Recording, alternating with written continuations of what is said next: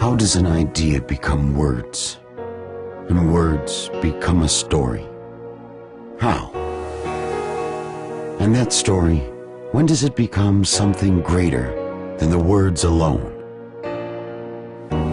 When does a story transcend an incident, affecting, shifting, shaping culture? When? When does a single story take on a life of its own, become viral, and forever change the face of our world?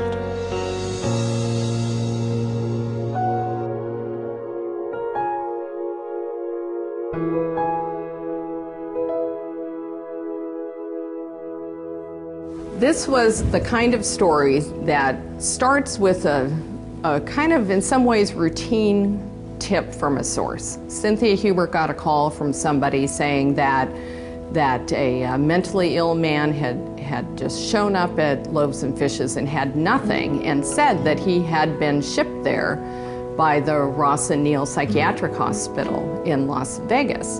And it sounded kind of horrifying, actually. He didn't know anybody, he needed treatment, and he said they had told him to call 911 to get help when he arrived, and that he would enjoy sunny California. So we didn't know if it was true or not, and it started a year's worth of reporting, and what we found was a path around the country of 1,500 patients over 5 years who had been sent to cities with very little medication, no supervision of any kind, no plan for treatment. Families didn't know that they would show up on their door. There were some families with restraining orders for patients who were particularly violent. They weren't prepared for that. All kinds of personal hardship with families and with the patients. These are really vulnerable people who are ill.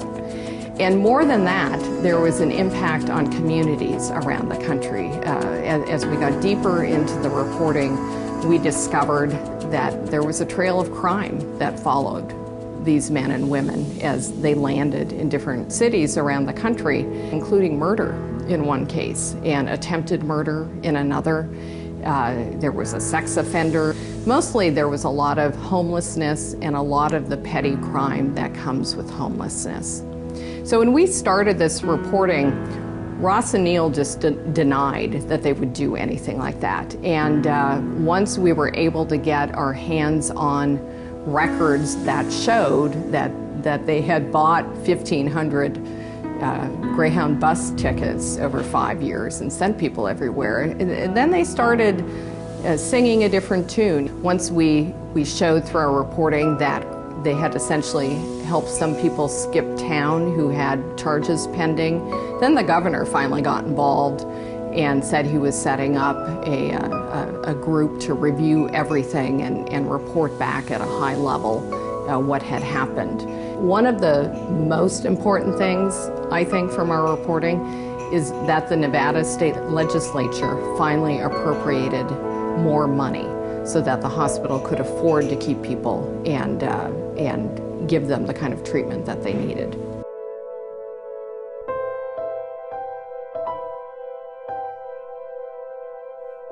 You know, obviously the Kennedy assassination was the most dramatic news event that has happened in the Dallas-Fort Worth area in the last 50 years. And part of what we wanted to do was to show exactly what happened in Fort Worth, because everybody remembers what happens in Dallas. But not so many people know that Kennedy spent his last night in Fort Worth. Kennedy made his last speech in Fort Worth. I appreciate your being here this morning. And it really was kind of a love-in. You know, Jackie and Jack were big celebrities. It was like the Beatles coming to town. And we wanted to kind of reflect to our audience that feeling of what happened, and of course the tragedy that happened in Dallas the next day. As a columnist, I was to add my personal point of view, my memories of the period, as well as my memories of seeing Fort Worth change since then. So the emphasis of my column, as was the emphasis in Fort Worth, and the emphasis of the tribute that is there now in memory of Kennedy, was the emphasis on life, not death. Because he was here alive. Just trying to go back in time and reminding them of what we were like as a people and how we grew as a community afterward. 25 years ago, the Fort Worth Star-Telegram did a special section, and there was a photo, faces in the crowd, taken. John F. Kennedy was here, and the crowd. And many of the people in the crowd were identified, their names and what made them want to go. And so 50 years after the fact, we went and tracked down as many people as we could. I had gone down to the school and asked if it was okay for me to take the children out of school because I was going to take them downtown to see Kennedy because I knew he, was going to be there. We asked readers if they remembered where they were, especially in Fort Worth, to contact us. We sent it out throughout social media, Twitter, Facebook, as well as on our website and in the physical paper. And the responses we received, hundreds and hundreds and hundreds of emails. There were so many people who just remembered where they were and wanted to share what it meant to them to see him or how his death impacted them. And they wanted to talk about it. Now, that component, like a number of other components that we came across in looking at other special sections through the years, we found things like double trucks in which there were map treatments showing spot by spot Kennedy and Jackie, every place they went became an amazing component on the tablet after our digital team and designers got hold of it. At each stop, you could roll over and get the basic information of what happened, and then where we could find video and audio, we were able to overlay that as well. He landed at Carswell Air Force Base. 10,000 people turned out. It was one of the most wonderful evenings. People, it was like the circus had come to town. They were so excited to see him. We did print 2 special editions for readers. One was pages from 50 years ago, printed on wide paper just like it was back in the day. But I think the best thing we did was all the digital work we did, that you could go to a website and see the motorcade and who was in the motorcade and exactly where the shots came from. So we always want to make sure that we offer both platforms. That's our advantage, is we can do digital, and yet we still have a big press we can print things on too. So I think it really taught us that that we have an advantage maybe over the TV stations and others because of some of the things that we could do with our newspaper too.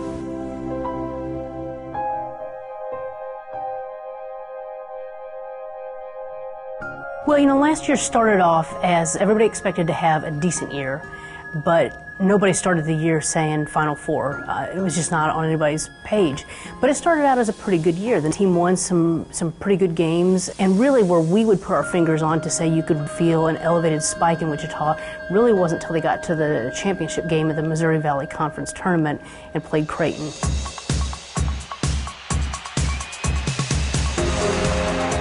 So when Wichita State gets in the tournament and they play Pitt in the first round, well, it was not just that they won a game, but they won in a very dominating way.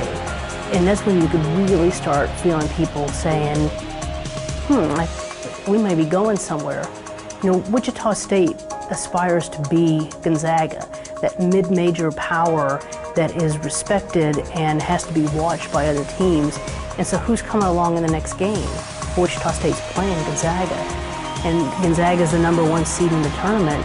And when Wichita State beat Gonzaga in that game, it was just a euphoria everywhere in the community, every place. And beat LaSalle, beat Ohio State. And so by that time, far more than half of our staff had some role in covering this in some way. We just had to throw everything we had at it. We were doing live in-game chats, chats on off days through Cover It Live, using social media. Our sports writer has a blog. Wichita State's ride to the Final Four is definitely not something you plan for, so our team had to work very quickly together, and we brainstormed some more, and we were able to develop our plan. And everything from capturing t-shirt sales to the book that we published to cheer cards that we had available at the games to posters that we sold in our lobby to the special sections that we published as well. It's just so many platforms to manage and so much demand for any place we could be that it was very, very different. It was one of those things where the community just rallied around the team, a thread that tied the entire community together, brought everyone together of like mind about one thing. And the Eagles' goal was to be there, tell that story, be a part of it, and do right by it. And that's what we wanted to do. There is no small story. Such a thing simply doesn't exist. We dig, we search, we investigate, relentless in pursuit of the truth. And these stories, our stories, change lives forever.